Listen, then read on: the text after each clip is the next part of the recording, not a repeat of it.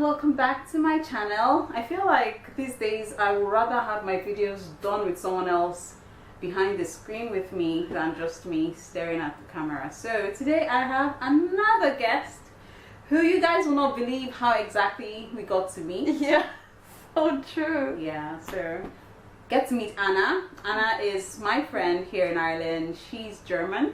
Yes. Yes, the last time I had a South African, today I have a German. Who knows, you might be next. You never know. So Anna, let them know how exactly you got to find me. Or how we got to meet. I actually met Chichi at church. I know. And Chichi was really like, she was sitting across from me and was like, so who are you? I'm like, me? Yes! You were like, you know, kind of sassy. And I was like, oh, so who are you? My name is Chichi. What's your name? I'm like, I'm Anna. She's like, where are you from? I was like, Germany. She's like, why are you here? I'm like, yeah, you're like, you're German. What do you do in Ireland? I always hear, you know, people moving to Germany and you moving away. I don't get it. No. Yeah, so we were talking for a bit, and then she brought up that she was actually, you know, doing YouTube, talking about her life. Someone else said. Oh, true. Another friend of mine was like, have you told her that you do YouTube videos? And I was like, do you have to say that? And I was like, oh, I actually watched a girl that was talking about her life in Ireland. She was Nigerian as well. And she's like, oh, it's probably Haley or something like that. I'm like, I don't know, I don't remember any names. So I was like, oh, let me actually check in my history. And I was like, oh, I'm watching this girl. She's like, and you guys don't believe it, we're like sitting across the, like on opposite ends of the table. So it wasn't like I was right in front of her phone. And goodness gracious. Yeah. She turns her phone around and that's my face on the screen. And she's like, is that you? I'm like, Jesus, what did you say you live? Journey. I know, really random. I didn't think the internet was that small, but I know. I found you before you found me in church. And right now we're neighbors. She lives like 500 meters away from my house. So exactly. Like I got to hijack her and I was like, please come and talk about your life in Ireland and what exactly you're doing here. And let's get to find out more about the foreigners who live here. Like, my goodness, the first question that people get to ask, do you get that also, like when Irish people meet you here and they're like, so what exactly brings you here? Like, yeah, why they did always ask. Yeah. They always ask that question. Yeah, especially also Germans. They're like, oh, I heard Germany is such a great country. Why would you ever leave, you know? And to me, it's always like, well, I don't know. I feel like a lot of Germans are living abroad, you know? It's not that weird. But you always get asked, like, why? Why exactly? Are you here forever? Like, for someone like me, I come from a country that you guys are probably like, of course, regard as a third world country. So it's very, very normal to see lots of people moving from that part of the world abroad. Like, if you don't find any Nigerian in any country, it's like weird. So for me to meet a German here is like, goodness gracious. Was that weird to you? For me it was, yeah, like you're the first German I'm meeting in Ireland, or at least, yeah, the first German I'm meeting in Ireland. Oh, because like I know that a lot of Germans are actually living specifically in Dublin because just the European headquarters of big companies are here, and the German market is pretty strong, so they always are looking for German speakers. So that's why a lot of Germans come here, I guess. But also not a lot. When I say a lot, I don't know the numbers, obviously. But yeah, there are a good few Germans here because there are good career opportunities, I think. So what exactly brings you to Ireland? What do you do? Okay, so I've been in Ireland like on and off kind of thing for 5 years. Okay. So I was here the first time as an au pair because like I think it's very popular, especially in Europe, that you take a gap year after you finish your A-levels. Okay. So I did that and I really randomly went to Dublin. I was just like, okay, I might go to an English-speaking country, but I don't want to go to America because it's too expensive.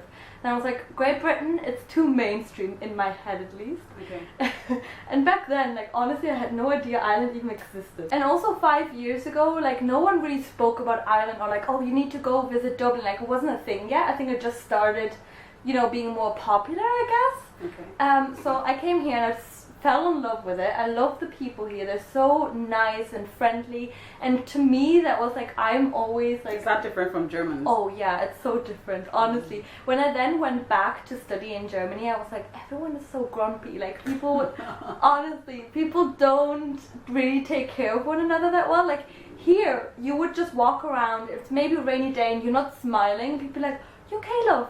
You want a cup of tea? It's like, oh my goodness. Like, No one would ever do that. So whenever I go back to Germany, I actually land in Hamburg.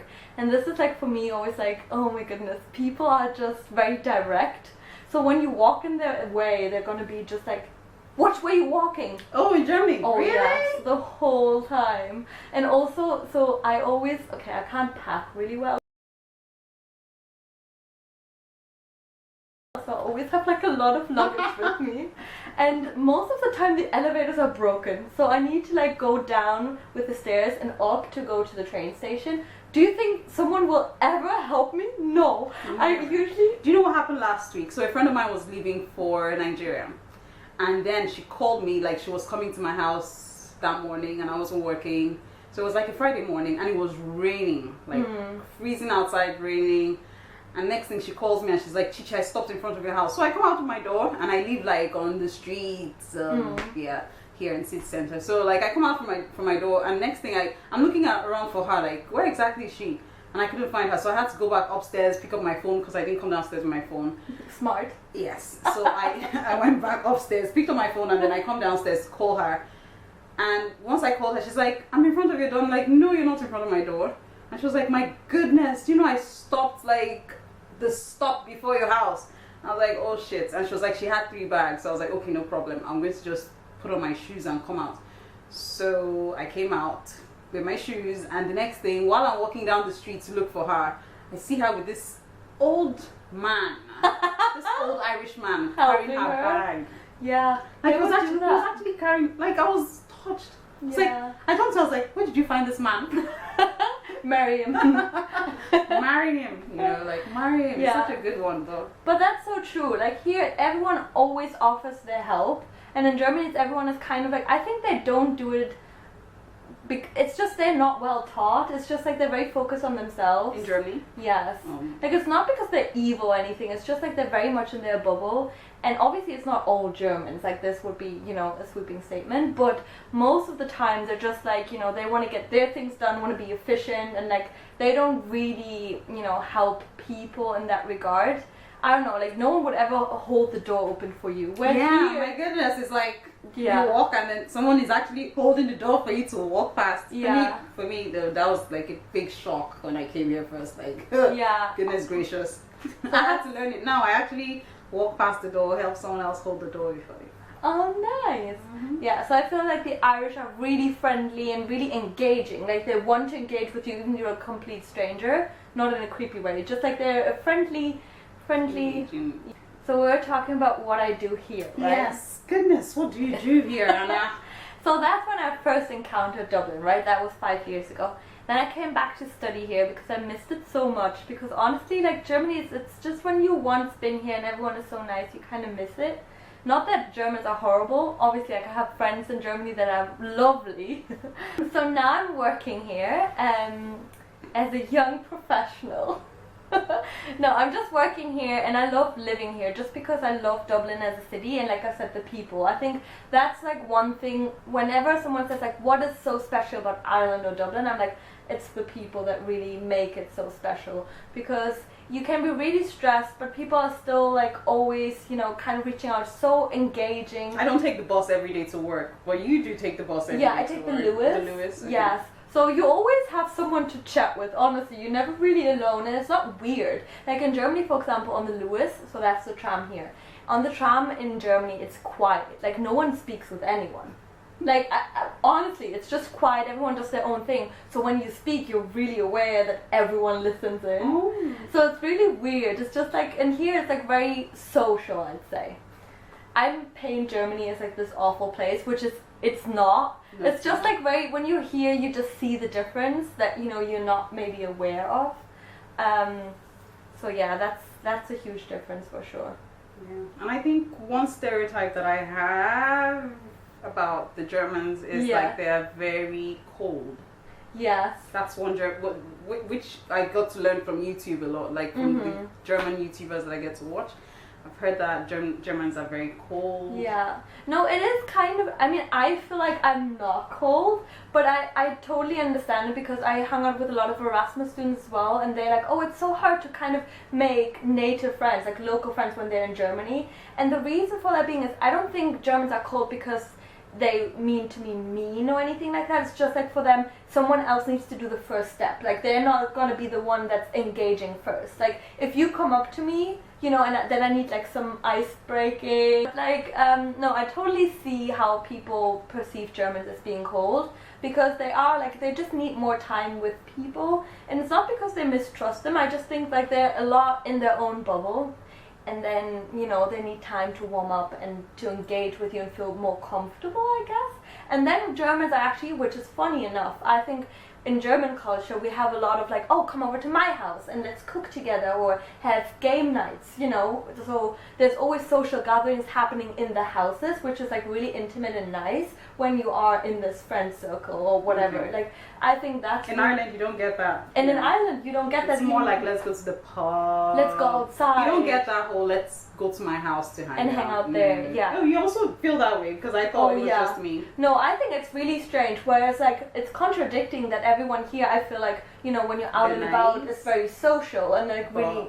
You don't come into their bubble space, kind of thing. Yeah, no, I feel like, and in Germany, like that's a common thing. It's also like a good way to save money, I guess, you know. And it's like you really get to talk, and it's a nice way to hang out. So that's something that I miss, for example. Obviously, we hang out in our houses, but like, yeah. Yeah, just we're foreigners. Okay, and for work? What I do? Yeah. So I work for ADOBE, and I work for the Creative Cloud. So this has been very much fun, for sure. So I work like more on customer support and, you know, meeting the customers' needs and what they what kind of support they need in order to use our products. And obviously it's always improving and changing. So I've really been enjoying working there.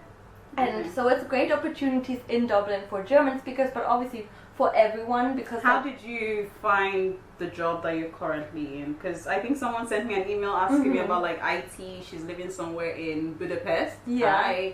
Yes, I read that message, and she was asking me about like how to find a job, what websites to check, and stuff like that. Yeah, so I actually myself, because you know the way when you're out of college or uni, you kind of don't think of yourself as being like, oh yeah, I'm so hireable, everyone wants me. Like, no one really thinks that way. I'm like, I'm just gonna apply for everything because I have no clue.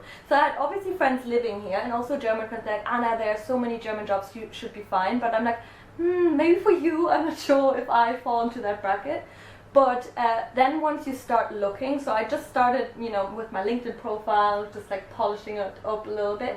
And then I was just looking out big companies, because I knew that the headquarters, they were all here. And just send out, you know, all the applications that I could find, just like entry-level jobs. And then I realized like so many companies reached out to you. And then when I got the job, and you get really a lot of efforts as Europeans that have like a second or third language. Like this is so huge here. And a lot of my friends were actually like, oh, I had no idea. Since you speak German. Yes, exactly. I speak German. So have you ever taken up like the opportunity to teach German, to teach Irish people German here? Yes. So when I was studying here, I was actually a German tutor for Leaving Cert students. Okay. So and I really enjoy teaching German because my mom, she's actually a German teacher, and it's just like so nice when people are actually interested in a language. You know, they just really want to learn it because it's such an enabling tool. Like, I mean, we speak right now. I told her to teach me German because I have to learn that language. You have to rub it off on me. I can try.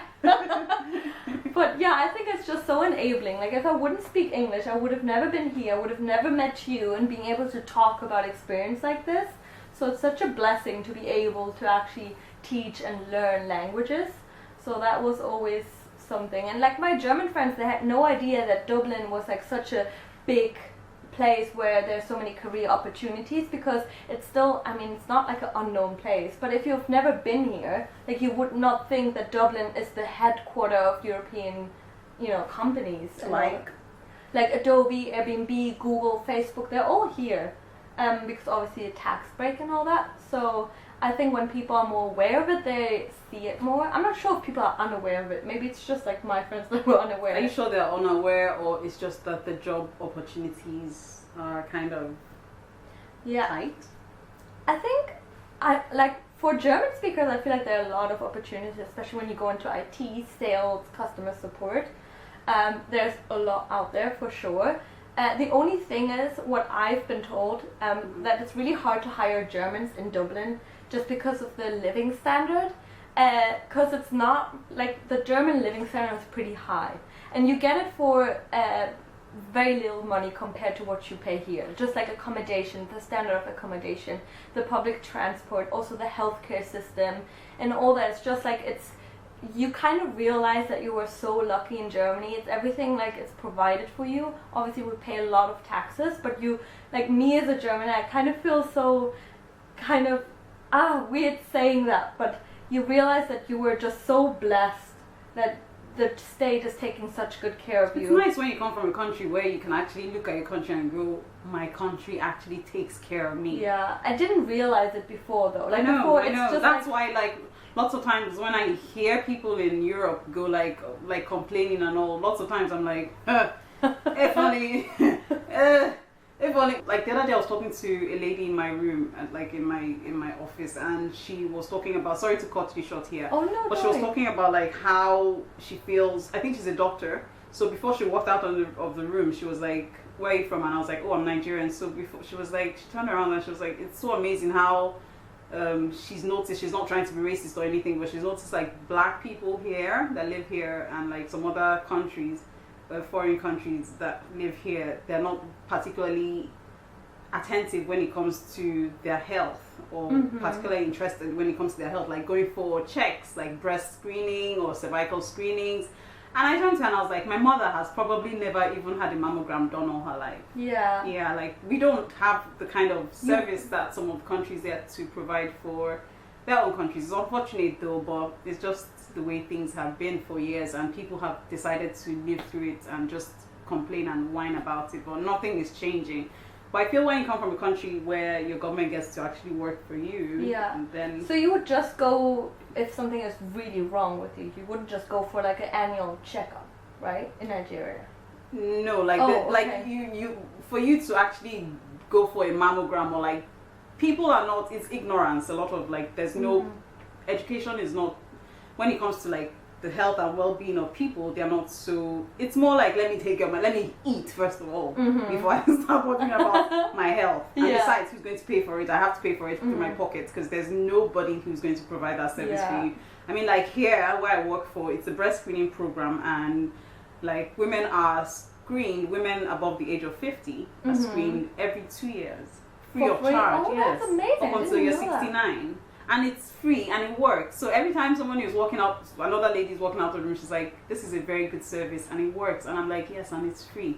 They're like, yes, that's something to be thankful for, at least something that works here for us. I know that, yes, this country, lots of us would rather just take our time to complain and like whine over things that are not working. But if you look deeply somewhere, I'm sure there's like something there that is still working for you. So yeah, I think it's really good actually. I mean, it's the same system in Germany, that you really invest into like taking care to see if something is wrong before it's like really bad, because obviously you can treat it better then, you know. Whereas like, for example, here as well, I know they do it, but like in Germany you don't pay for the GP at all. Oh, you don't pay for the GP? Like I could make like €60 to see the GP. Yeah, so, and even if you have insurance, like obviously there are different schemes, but then it's like, oh, you get reimbursed but only half.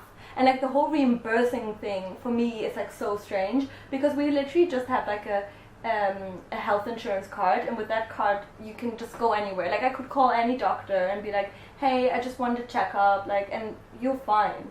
And also you don't pay anything for your health insurance. You can be under your parents' health insurance until you're 25. Ooh. So, and I'm 25 now, so I feel like my state just owed me. Finally. I need to take care of myself. I've been disowned all my life. Yeah.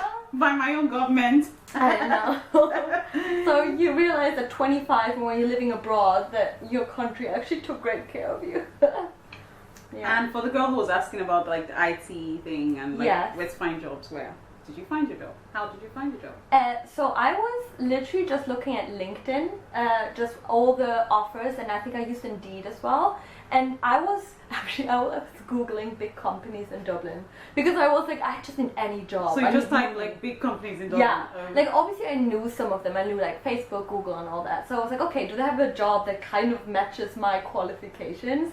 And then I just made a LinkedIn profile and obviously my CV and resume and all that, and send it out. And I didn't even expect anyone to get back to me. And someone random just contacted you. Yeah, like now, for example, when I started my job, like so many recruiters would send me messages on LinkedIn, be like, oh, I see, you know, you would be perfect for this role. It's like, once you actually, you know, get started and put yourself out there, you'll realize that obviously you need to have some sort of qualifications. It's not like, you know, but I mean, it's not selling myself short here. I know. You need to have something, but then once you're here, like there's a lot of jobs and a lot of different jobs as well, and different language areas. They, you know, Nordic languages are there out there. They're also looking a lot for like Turkish people and all that. It's just like it depends on the market. So yeah, I just googled big companies, looked up what kind of, you know, jobs they have, and just applied. And I was actually really busy with interviews because the interview process takes a really long time. Honestly, it was like a full-time job just interviewing. But yeah, so it's not as scary as I thought it would be, and it's not as hard as I thought it would be. As long as you have the right qualifications. Yes. So what did you study anyway? So I studied media studies and English literature. So I have 2 bachelors. Yeah, so that's me. Okay guys, I think we're almost getting into 20 minutes now. Yeah, as usual, my videos seem to be going lengthy these days. I think it's the winter. So I think we're going to have a second part of this video, or sorry, a second part with Anna. So I'm just going to stop this one here and we're just going to say our goodbyes, and there should be a second part with some questions that I have kind of listed out for her to respond to. Of course, we have already answered some questions here.